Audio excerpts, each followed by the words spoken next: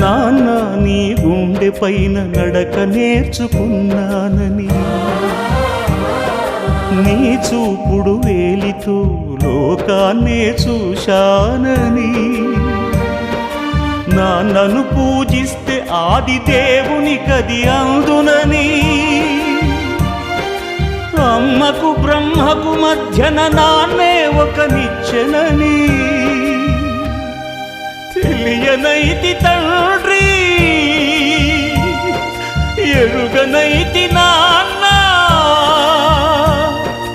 నాన్నంటే నడిచే దేవాలయమని మరచితిని, ఆత్మజ్యోతి చేతుల ఆపివేసుకుంటిని. మరచిపోయి కూడా నన్ను